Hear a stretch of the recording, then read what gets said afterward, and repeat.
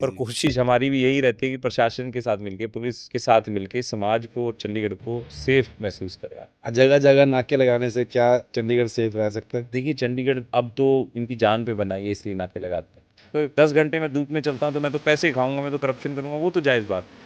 तो क्या मैं ये मान सकता हूँ कि जो आजकल यहाँ पे शहरों में नशा बिक रहा है या जो यूथ नशे की तरफ जा रहा है, इसके पीछे कहीं न कहीं हाथ पुलिस का भी है? बिल्कुल, पुलिस का हाथ नहीं कह सकते, पुलिस को पता ज़रूर है। समझते हैं क्राइम कंट्रोल होता है, अभी तो थोड़े दिन से कंट्रोल करने में मुश्किल हो रही है, चंडीगढ़ पुलिस हाँ। कर नहीं पा रही है जिस तरीके से वारदात हो रही हैं। जी, जी, जी, पर जी। कोशिश हमारी भी यही रहती है कि प्रशासन के साथ मिलके, पुलिस के साथ मिलके समाज को और चंडीगढ़ को सेफ महसूस करवाएँ। अच्छा, सेफ से एक चीज़ मेरे आगे आ रही है। जगह-जगह नाके लगाने से क्या चंडीगढ़ सेफ रह सकता है? देखिए चंडीगढ़ अब तो इनकी जान पे बना है इसलिए नाके लगाते हैं। अच्छा। पहले डीजीपी साहब ने आकर कहा कि देखिए हम बहुत ज़्यादा अननेसेसरी चालान कटने लग गए थे, हाँ। लोगों से पैसे लिए जाते थे, बाहर की गाड़ियों को देख के चालान हाँ, काटे हाँ, जाते, हाँ। तो हम नहीं लगाएँगे। उसके बाद नाके लगाने हटा दिए तो उसका क्राइम बढ़ गया, क्राइम बढ़ गया, मर्डर होने लग कोई गए। बम कोई कहीं बम गिर मर्डर रहा है, कर कोई रहा है। रोज़ स्कूलों में धमकियाँ आ रही हैं, धमकियाँ आज आ इस रही हैं। यूनिवर्सिटी में स्कूल को उड़ा देंगे, पुलिस स्टेशन को उड़ाने की धमकी हाँ, आ हाँ, रही है हाँ, हाँ। और दोबारा नाके लगाए हैं। मैं चाहता हूँ कि नाके लगें पर नाकों के अंदर एक तो हैरासमेंट ना हो किसी के साथ। हाँ।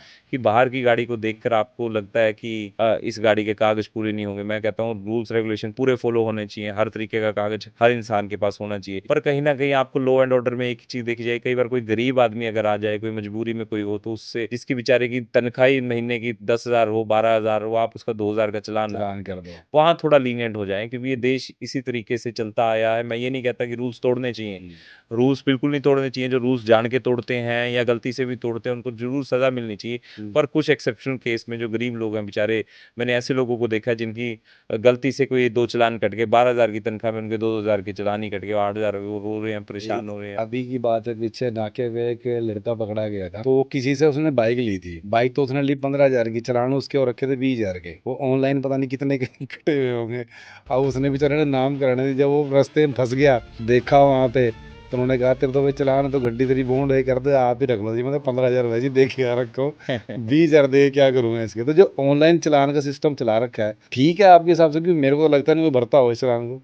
देखिए, भरते तो ये है कि जिन्होंने नहीं भरने वो नहीं भरेंगे, पर हाँ। जब आप गाड़ी को सेल करेंगे आगे, या ऐसा रूल बनाया जाए कि आप पिछली गाड़ी आपके नाम थी, उसके नो ड्यूज़ क्लियर हों, तो लोग तो भरना तो पड़ेगा चुनाव उसके अंदर चालान को।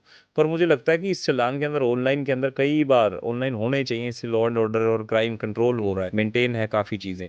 पर शायद इसमें नाजायज़ ना हो किसी के साथ। कई बार नाजायज़ भी बहुत होती है, ये सिर्फ़ अंडर द टेबल पैसे लेने के लिए भी बहुत हाँ, आप हाँ। नाकों पर देखिए। और एक और मैं आपको स्टडी बताता हूँ, कहने की बातें हैं कि पुलिस कांस्टेबल एक सरकारी नौकरी में, एक टीचर मैं आपको बोल रहा हूँ, एक टीचर सरकारी नौकरी में लगा होगा, वो चंडीगढ़ के आस-पास फ्लैट नहीं ले पाएगा। पर शायद आप देख लेना जो नाकों पे पुलिस वाले काम करते हैं, इनका किसी न किसी आस-पास कोई फ्लैट होता है। क्योंकि अंडर द टेबल जो पैसा आता है, दिन का 1000 2000 तो बहुत छोटी बात है। पुलिस को ये सबको पता है, एसएसपी ट्रैफिक को भी पता है। अच्छा। ये सब पुलिस के बड़े ऑफिशियल्स को पता है, वो बोलते हैं कि कंट्रोल कैसे करें, नहीं हो पा रहा। बड़ा अच्छा। मुश्किल हो जाता है कंट्रोल करना। कंट्रोल कब होएगा जब हमारे अंदर ब्लड के अंदर हम एथिक्स, मॉरल वैल्यूज़ जब कमी रहती है। हमें लगता है कि हम 100, 500, 1000 लेने को हम कोई मानते ही नहीं गलत बात को, कहते इतना संघर्ष किया, धूप में खड़े हैं। धूप में खड़े आपकी ड्यूटी है। जब आपने पुलिस को जॉइन किया था, तब आप वहाँ लिखा गया था, वहाँ बोला गया था, जब शपथ ली थी कि आप सच्ची निष्ठा से देश की सेवा करेंगे, अपने प्रोफ़ेशन की सेवा करेंगे। अगर आपको धूप में खड़ा होना पड़ रहा है, ये आपका काम है। अगर मैं अपने काम के अंदर मुझे भी 8 घंटे, 10 घंटे धूप में खड़े रहना पड़ता है, कोई पैदल चलना पड़ता है। अगर मैं बोलूँ जी मेरा तो 10 घंटे मैं धूप में चलता हूँ, तो मैं तो पैसे खाऊँगा, मैं तो करप्शन करूँगा, वो तो जायज़ बात नहीं है। तो क्या मैं ये मान सकता हूँ कि जो आजकल यहाँ पे शहरों में नशा बिक रहा है या जो यूथ नशे की तरफ जा रहा है, इसके पीछे कहीं न कहीं हाथ पुलिस का भी है? बिल्कुल, पुलिस का हाथ नहीं कह सकते, पुलिस को पता ज़रूर होता है। अच्छा। आप देखिए पुलिस को क्या नहीं पता होता, पुलिस अपनी पर आ जाए, आज किसी पुलिस वाले के साथ खुदा ना खास्ता कोई गलत कर दे, कोई आदमी गलत कर दे, ये पताल में से भी ढूंढ के ले आएंगे। आप इनके ऊपर वो कैसे पता कर लेते हैं फिर? मैं बता रहा हूँ वही बात, कोई पुलिस वाले पर हाथ उठा दे, कोई खुदा ना खास्ता इनका कोई पुलिस का कोई आदमी मारा जाए, जैसे वो विकास दुबे यूपी में मारा था, विकास दुबे ने पुलिस को मार दिया, वहाँ डीएसपी पे हमला कर दिया, वो पताल में से मध्य ऐसे पीछे लगे, उसका एनकाउंटर कर दिया। जब पुलिस अपनी पर आती है, ये किसी को नहीं छोड़ते। जब खुद पर बीतती है, खुद के परिवार पे आती है, खुद पे आती है, तब तो इनका खून पूरा पूरा खोलता है। अच्छा। जो समाज के किसी आदमी पे आते हो खून गर्म ठंडा हो जाता है, मैंने ये देखा है। तो कोई भाई उसके पुलिस तो वाला देख FIR रहा भी होगा लगते तो वो हैं। अभी उसके ओपिनियन हो जाएंगे कि मैं पुलिस के खिलाफ बोल रहा हूँ। पुलिस के खिलाफ नहीं, मैं उन पुलिस वालों के खिलाफ बोल रहा हूँ जिन लोगों को पता होता है कि नशा बिक रहा है और वो कुछ एक्शन नहीं लेते। कुछ एक्शन ले रहे वो कोई 500 हजार 2000 लेने के चक्कर में उन लोगों को छोड़ देते हैं और एक नशा बेचने वाले से हजारों परिवार बर्बाद होते हैं। आपका बच्चा भी कल को नशे में लग सकता है। हाँ, हाँ। ये बात समझने की बात है कि अगर आप लीनियंट हो गए इन लोगों के साथ। मैं नशे के खिलाफ तो मैं शुरू से इतना रहा हूँ क्योंकि जो बेचते हैं वो हजारों परिवारों को बर्बाद कर बर्बाद करते, सारी यूथ की पीढ़ी खराब करी हुई है सारी इन चीजों पीढ़ी ने। खराब हो जाती है। आप नशा देखिए चंडीगढ़ के आसपास शहरों में, कॉलोनी में इतना नशा बढ़ चुका है, इतना नशा।